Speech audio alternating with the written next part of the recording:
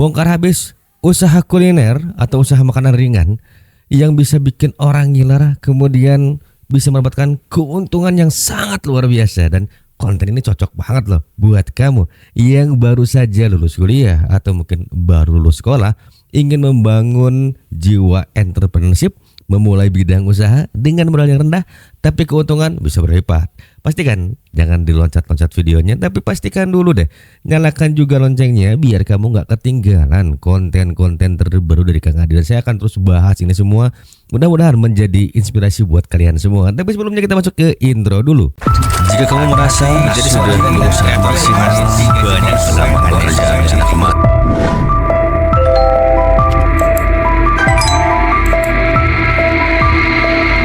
Oke, teman-teman semua ya. Kali ini memang sangat menarik sekali ketika saya melihat beberapa video saya yang banyak membahas mengenai bagaimana sih kita membangun bisnis sejak awal. Memang saat itu saya hanya melempar bola saja, ingin tahu sebenarnya kira-kira video saya ada yang suka atau tidak, dan kemudian apakah memang mendatangkan traffic atau tidak. Ternyata di luar dugaan, di video yang saya upload beberapa hari yang lalu itu trafficnya cukup bagus ya teman-teman ya. Jadi saya putuskan untuk mulai membongkar semuanya beserta strategi-strategi marketing seperti apa supaya kamu nggak bingung lagi deh. Ketika kamu ingin memulai bisnis, pastinya kan ini harus gimana sih saya memulai bisnis, apa yang harus saya jual, kemudian berapa modalnya, setelah itu gimana masarinya, laku atau enggak. Apalagi kamu udah pinjam uang ke bank gede-gede gitu ya, terus kamu tiba-tiba bikin sebuah bisnis yang nggak jalan sama sekali ya teman-teman ya. Nah makanya saya sudah buatkan slide buat teman-teman semua dari sejak tadi siang. Saya sengaja buatkan semua ini ya, semoga saja buat teman-teman ini menjadi sebuah gambaran ketika akan membangun sebuah bisnis. Nggak akan buang waktu lagi, kita langsung aja masuk ke slide-nya ya teman-teman ya. Kali ini saya akan membahas tahap yang sederhana, yaitu modal membangun usaha basreng ya, yang pernah saya upload di konten sebelumnya. Nah buat teman-teman nih, kira-kira kalian nih lebih senang untuk langsung buka toko atau mau bangun di rumah dulu? Nah, saya akan berikan gambaran sedikit ya. Jika kalian memang ingin langsung buka tempat, mari kita langsung masuk ke slide-nya. Ya, teman-teman semua ya. Di sini kalian bisa lihat ada rincian pembuatan biaya gerobak ya. Jadi, untuk biaya gerobak ini biasanya memang dibutuhkan ketika kalian akan menyewa sebuah tempat ya. Jadi, tempatnya entah itu mau di pelataran supermarket atau kalian juga mau ngontrak di pinggir jalan ya untuk mempromosikan produk kalian. Nah, kita lihat di sini ya. Pengalaman saya ketika terjun di kontraktor, jadi sedikitnya ini ada hitungannya ya teman-teman ya. Tadi juga saya hitung-hitung, tanya-tanya juga nih ke anak-anak yang sempat ikut kerja dengan saya, dan ini hasilnya ya. Untuk pembuatan gerobak yang minimalnya tidak menggunakan atap seperti ini ya teman-teman ya, itu membutuhkan sebuah rangka besi ya berukuran 4x4 dengan ukuran 1x2 meter. Kalau kita bikin sendiri, ini semuanya hanya Rp500.000 ya, termasuk penutup di depannya. Kalian cuma butuh melamin blok 18 mili sebanyak 2 lembar saja dengan harga per lembarnya di Rp250.000. Nah, pastikan juga kalian sudah membuat logo brand kalian. Nanti kalian bisa tempel di depannya. Ini kita estimasi segini ya teman-teman ya, karena ukurannya cukup besar. Ini untuk tingginya di 80 ya teman-teman ya, rata-rata seperti itu. Nah, untuk upah kerja saya asumsikan ini bekerja selama 7 hari ya teman-teman ya, kalau kalian misalnya membayar upah harian. Tapi kalau misalnya kalian beli jadi pun ini harganya ada yang sekitar 3 jutaan ya teman-teman ya. Dan modal awal untuk properti ini kurang lebih awalnya saja sudah 2.400.000, belum termasuk dengan biaya sewa. Jadi menurut kalian gimana? Apakah kalian akan langsung bikin booth seperti ini, atau akan mulai dari yang kecil dulu, mulai dari rumah dulu ya? Oke, kita skip saja yang ini. Ini jadi gambaran saja buat kalian jika kalian memang ingin membangun bisnis yang lain ya teman-teman ya. Nah, dari sini teman-teman ya, intinya kita bisa memperhitungkan bahwa ketika kita misalnya mau membuat sebuah usaha itu kan pastinya harus berpikir dulu ya. Apakah kita memang bisa membangun dari rumah atau tidak? Kalau misalnya kita terburu-buru, yang saya khawatirkan adalah nantinya ketika saat kita mulai berjalan ternyata bisnisnya itu belum berkembang atau perkembangannya cukup lambat ya. Dan saya akan share strateginya nanti di akhir video ya, bagaimana caranya agar produk-produk kalian bisa terjual ya teman-teman ya. Jadi kita buat target lah minimal dalam 1 bulan itu kalian sudah bisa punya omset yang cukup lumayan tinggi. Oke, kita lanjut ke slide berikutnya ya teman-teman ya. Nah, untuk slide berikutnya, untuk di slide berikutnya ini adalah rincian bahan belanja ketika kamu akan memulai membangun misalnya bisnis bakso goreng ya teman-teman ya.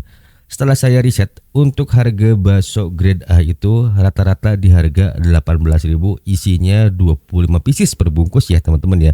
Ini dengan berat gramasinya di 1,2 kg ya. Jadi buat kamu semua nih yang mau mulai bisnis misalnya bakso goreng ya, kalian tinggal bagi aja. Misalnya satu pouch isinya 250 gram, tinggal dibagi berapa buah bakso ya teman-teman ya. Dan rata-rata sih kalau saya lihat di internet itu bisa sampai 25.000 ya untuk isinya yang 250 gram. Tapi itu grade baksonya berbeda lagi. Jika grade baksonya yang sudah bagus itu bisa sampai 45.000 rupiah ya teman-teman ya. Nah, kalian perlu memperhitungkan untuk semuanya ini, satu bungkus itu harus tahu berapa gramasinya. Ketika kalian misalnya tidak berhitung di sini, asal tuang saja ke dalam pouchnya, bisa saja nanti setiap pouch itu berbeda ya.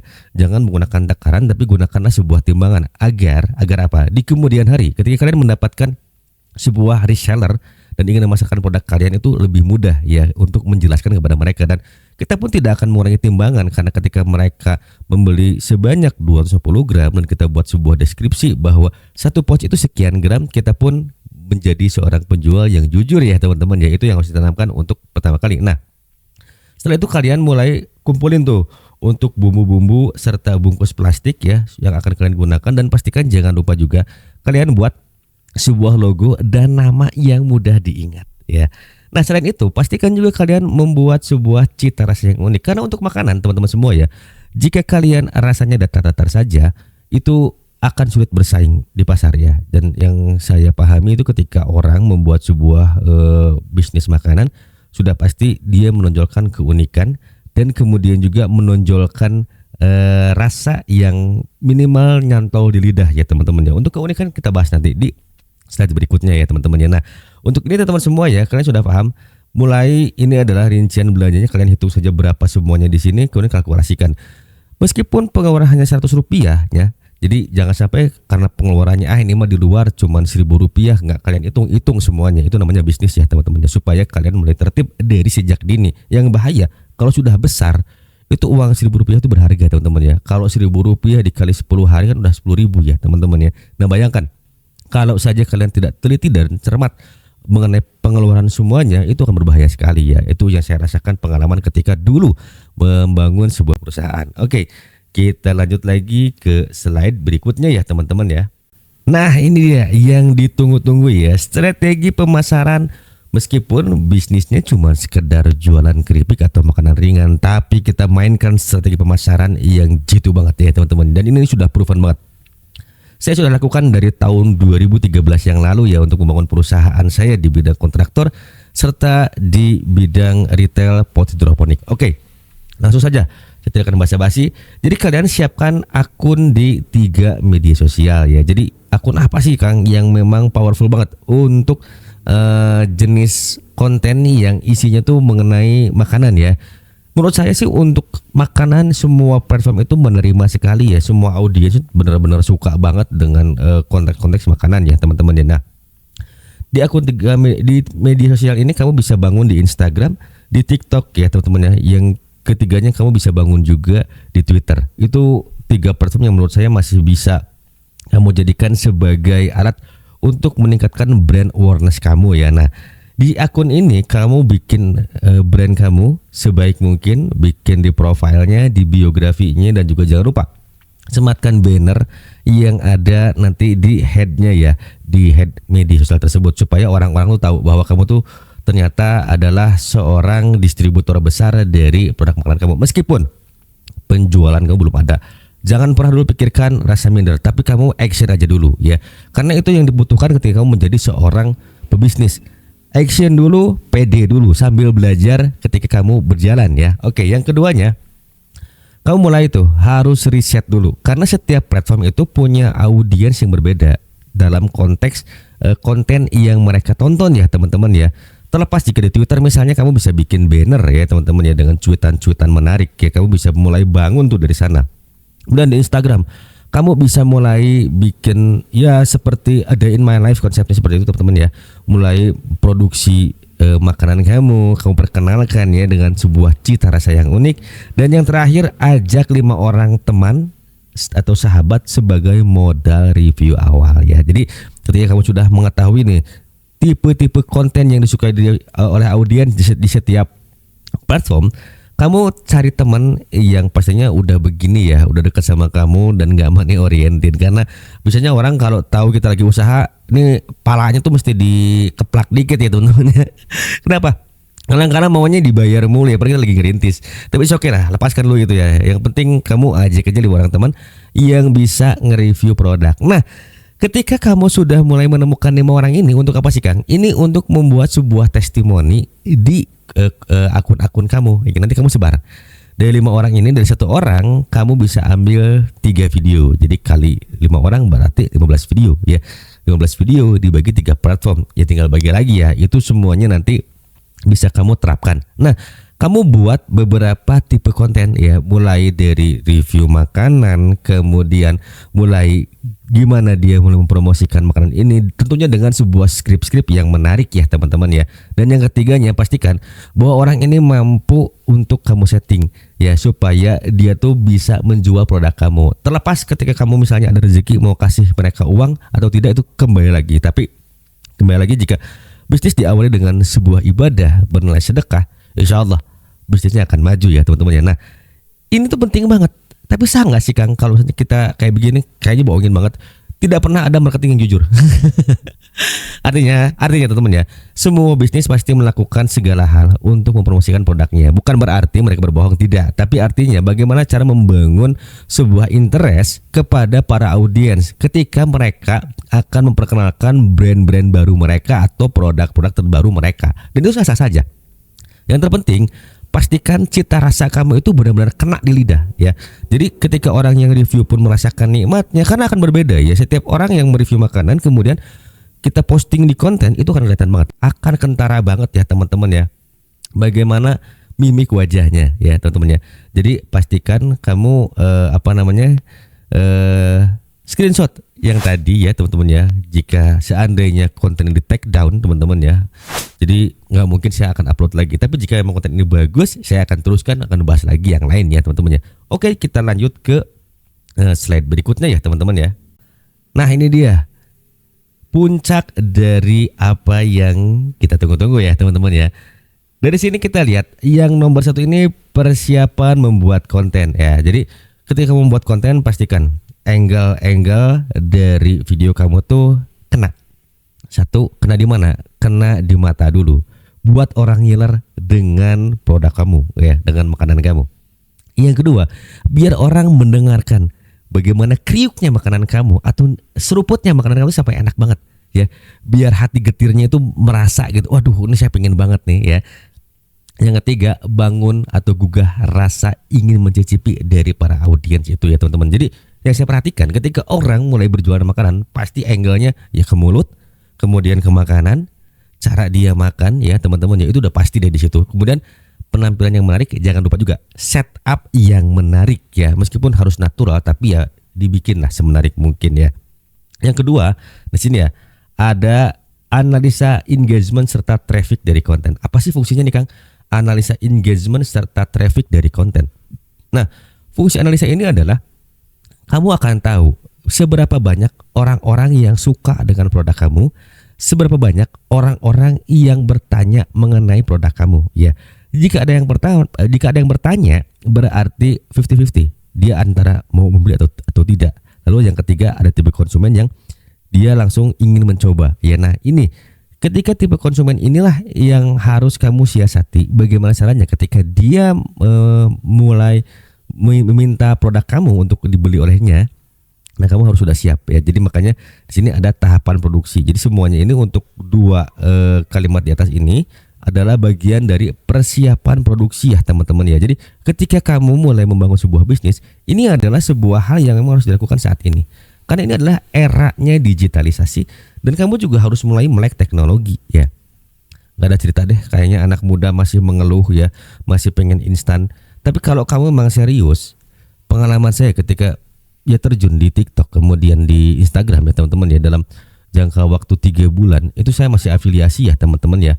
Itu tuh benar-benar kerasa banget ya. Dan ada aja seller-seller yang selalu ngasih sampel. Nah, apalagi kamu usaha sendiri ya. Terlepas kamu mau daftar di e-commerce itu lebih bagus lagi ya, atau kamu misalnya mau menjauh dari e-commerce, kamu sifatnya mau jualan tradisional melalui Instagram, melalui TikTok, melalui sebuah link yang akan kamu arahkan ke WhatsApp kamu, itu sah-sah saja ya teman-teman ya. Yang terpenting adalah 4 konsep tadi yang sudah kamu tonton itu jadikan sebuah gambaran. Apapun bisnisnya, jika kamu melakukan hal seperti itu akan berkembang pesat. Terutama bagian strategi pemasaran inilah yang banyak orang sering mengeluhkan, kenapa sih bisnis saya kok nggak berkembang? Ya karena kita nggak melek teknologi ya. Sudah melek teknologi tapi kita pelit ya teman-teman ya. Pelit beriklan. Nggak perlu iklan deh, buat apa sih kita iklan? Karena iklan itu hanya buang-buang duit aja menurut kalian. Tapi pengalaman saya, sekali lagi saya akan bicara mengenai base dari pengalaman saya ketika beriklan, itu powerful ya, luar biasa responnya, luar biasa, benar-benar dapat banget brand awareness-nya. Jadi ketika kamu berhitung semua modal, anggap saja totalnya 300.000, kamu buletin ya. Jadi 300.000 ditambah 20%, nah ditambah lagi biaya advertising. Nah, kapan kita harus beriklan? Ketika kamu sudah mulai melihat engagement serta traffic kamu bagus ya.